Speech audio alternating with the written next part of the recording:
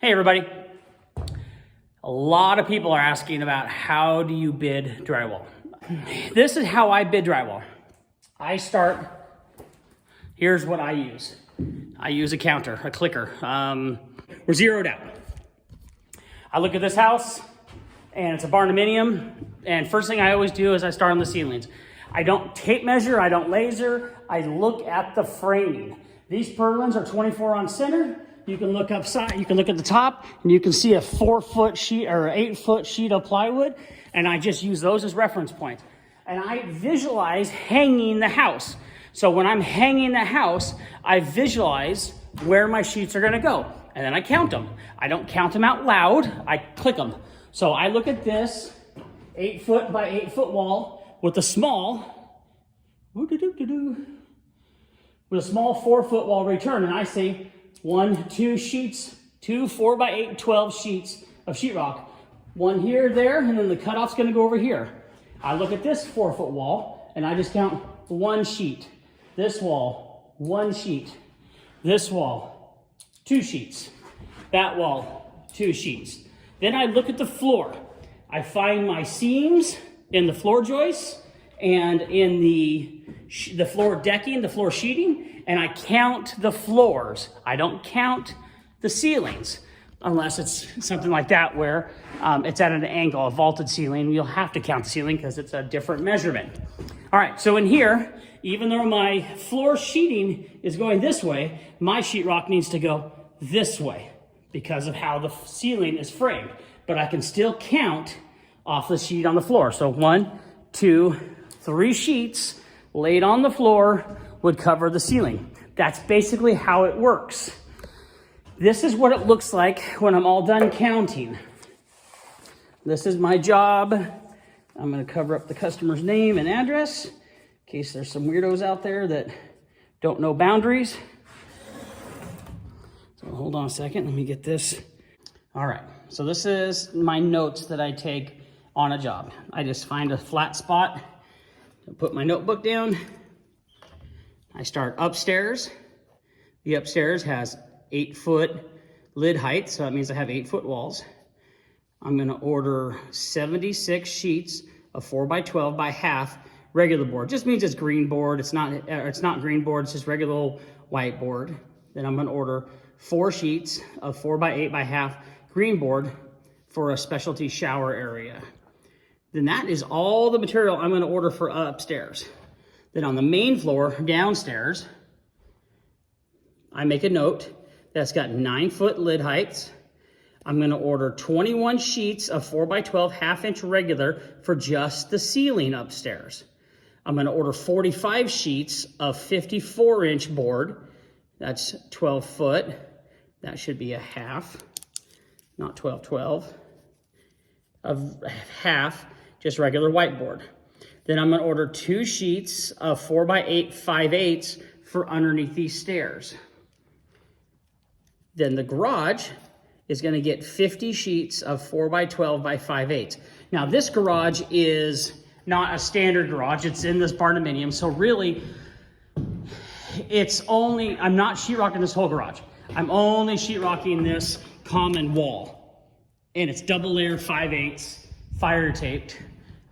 So that's why we have that many on there. All right, back to here.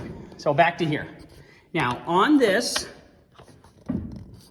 I make a little spot on the side on my notes. And my first note was the truss needs to be finished framing. There's no window wraps. All the windows in here are gonna be wrapped in wood. There are no closets, so we don't have to worry about that style of closets. The only closet he has is one big, large walk-in. It's gonna get square corners throughout. I have roughly 20 corners. Some of them are 9-foot corners, some of them are 8-foot corners.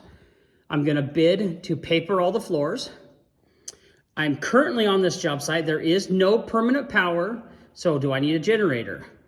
There's no, and then I don't know about the water. I don't believe there's water on this things. So these are things I need to find out or remind myself before I can come up with a final estimate. So now on this note, the framing, you'll see up here is this vaulted area.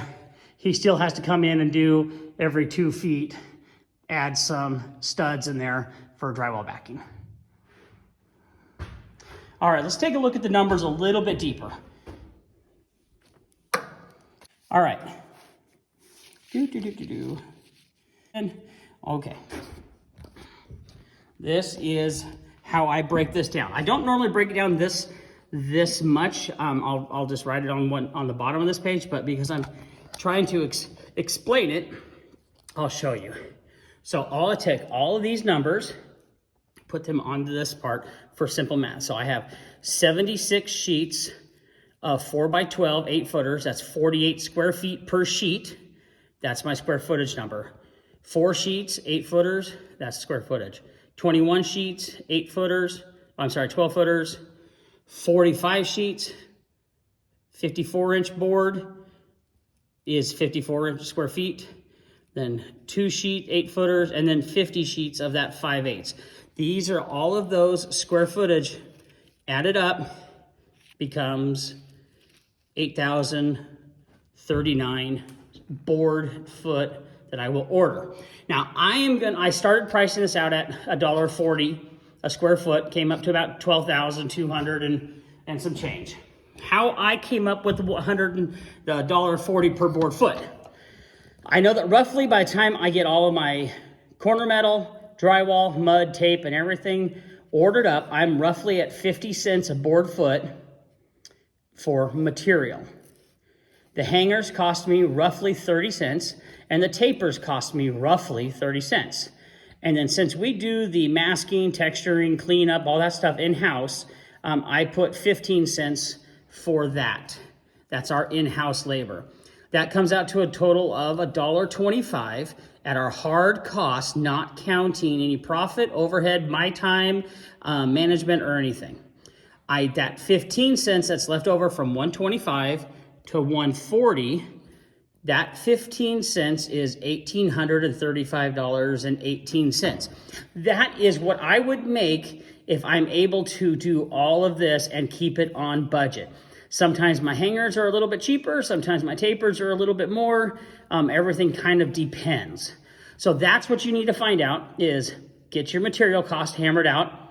And that could either be as simple as going to Home Depot or Lowe's, going to a drywall specialty store and getting your price sheeting.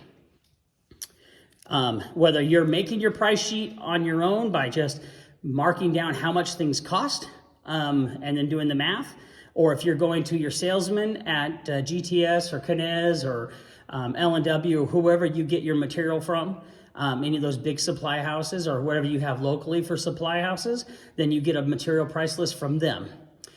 You can also do what I've done in the past is just take your entire order, have your supplier give you an estimate on that entire order, then take that order dollar and divide it by that square footage, and that'll get you roughly your material square footage. Anyways, moving on. So that is how I come up with all those numbers. Now, this job is 30 minutes away from my house. It's an hour away from my hangers, and it's an hour away from my tapers. They will come down and do it, but they like to charge me a little bit more. So what I've done is I've just tapped it up, $13,500 even. And at that price range, I have a few $100s to give my hangers and my tapers for gas money to get out here. All right, let me turn this around. All right, I have a few $100s extra to give my hangers and my tapers some gas money. Since I know it's a long drive for them, I wanna make sure that they're happy. And whenever I call them, they are like, oh wow, Jeff's calling. Let's go ahead and answer his call, do his work, do an extra good job for him because he's a good dude and he always pays us well. Pays us on time.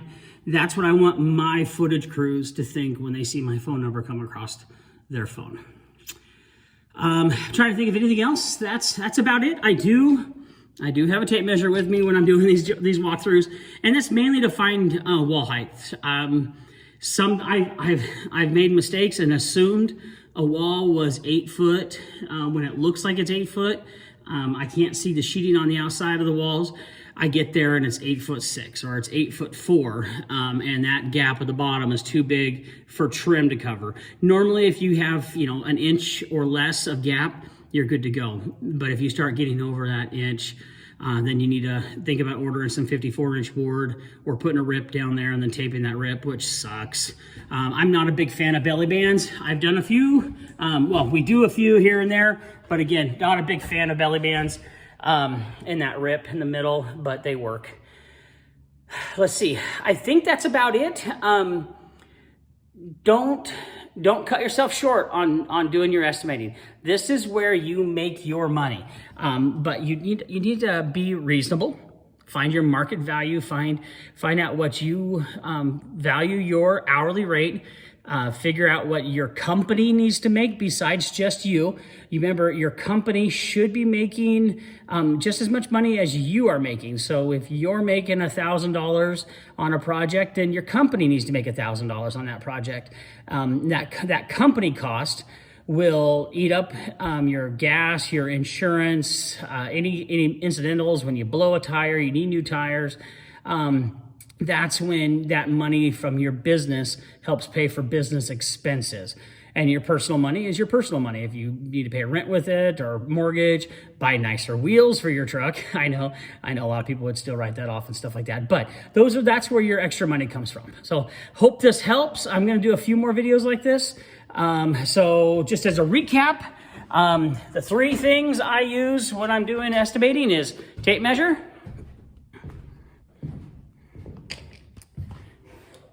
my clicker, and my notebook. 3 things for drywall estimating. And you can do just about any project out there with these three simple tools.